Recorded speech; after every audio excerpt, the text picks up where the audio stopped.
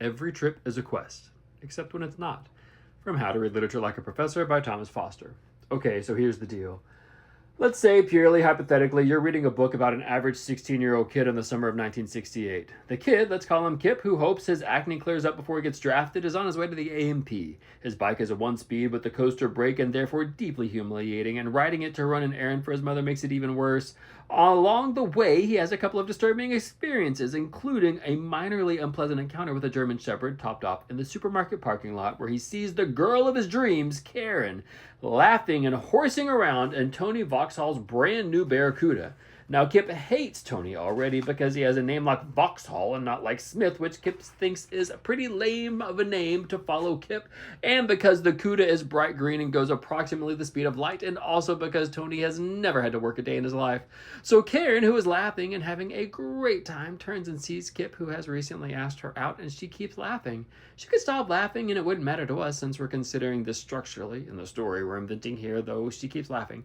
Kip goes on into the store to buy the loaf of Wonder Bread that his mother told him to pick up, and as he reaches for the bread, he decides right then and there to lie about his age to the Marine recruiter, even though it means going to Vietnam, because nothing will ever happen for him in this one-horse burg where the only thing that matters is how much money your old man makes.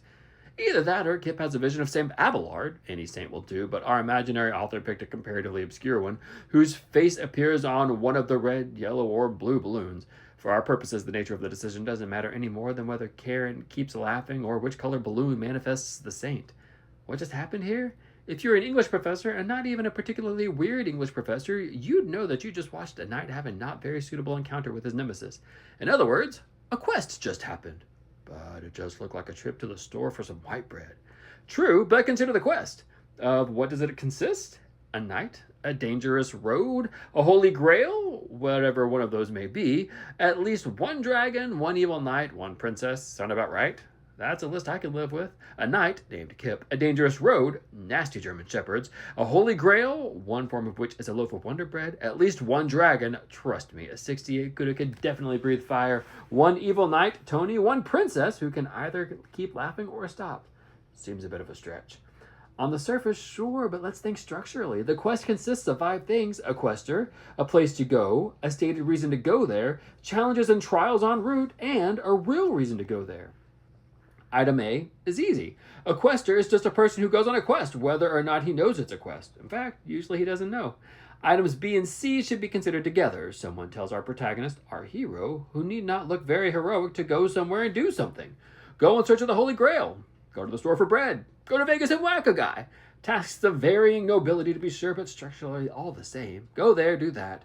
Note that I said the stated reason for the quest. That's because of item E. The real reason for a quest never involves the stated reason. In fact, more often than not, the quester fails at the stated task. So why do they go and why do we care? They go because of the stated task, mistakenly believing that it is the real mission. We know, however, that the quest is educational. They don't know enough about the only subject that really matters: themselves. The real reason for a quest is always self-knowledge. That's why questers are so often young, inexperienced, immature, and sheltered. 45-year-old men either have self-knowledge or they're never going to get it, while your average 16 to 17-year-old kid is likely to have a long way to go in the self-knowledge department. Let's look at a real example. When I teach the late 20th century novel, I always begin with the greatest quest novel of the last century, Thomas Pynchon's Crying of Lot 49 from 1965. Beginning readers can find the novel mystifying, irritating, and highly peculiar. True enough, there is a good bit of cartoonish strangeness in the novel, which can mask the basic quest structure. On the other hand, Sir Gawain and the Green Knight, late 14th century, and Edmund Spenser's Fairy Queen from 1596, two of the great quest narratives from early English literature, also have what modern readers must consider cartoonish elements. It's really only a matter of whether we're talking classic illustrated or Zap comics. So here's the setup in The Crying of Lot 49. Our quester? A young woman, not very happy in her marriage or her life, not too old to learn, not too assertive where men are concerned. A place to go? In order to carry out her duties, she must drive to Southern California from her home near San Francisco. Eventually, she will travel back and forth between the two, and between her past, a husband with a disintegrating personality and a fondness for LSD, an insane ex-Nazi psychotherapist, and her future, highly unclear. A stated reason to go there: she has been made executor of the will of her former lover, a fabulously wealthy and eccentric businessman and stamp collector. challenges and trials, our heroine meets lots of really strange, scary, and occasionally truly dangerous people. She goes on a night-long excursion through the world of the outcasts and the dispossessed of San Francisco, enters her therapist's office to talk him out of his psychotic shooting rampage, the dangerous enclosure known in the study of traditional quest romances as Chapel Perilous, involves herself in what may be a centuries-old postal conspiracy. And the real reason to go, did I mention that her name is Oedipa? Oedipa Maas, actually. She's named for the great tragic character from Sophocles' drama Oedipus the King, whose real calamity is that he doesn't know himself. In Pynchon's novel, the heroine's resources, really her crutches, and they all happen to be male, are stripped away one by one, shown to be false or unreliable until she reaches the point where she either must break down, reduced to a little fetal ball, or stand straight and rely on herself. And to do that, she must first find the self on whom she can rely, which she does after considerable struggle. Gives up on men, Tupperware parties, easy answers, plunges ahead into the great mystery of the ending. Acquires, dare we say, self-knowledge? Of course we dare. Still, you don't believe me? Then why does the stated goal fade away? We hear less and less about the will and the estate as the story goes on, and even the surrogate goal, the mystery of the postal conspiracy, remains unsolved. At the end of the novel, she's about to witness an auction of some rare forged stamps, and the answer to the mystery may appear during the auction.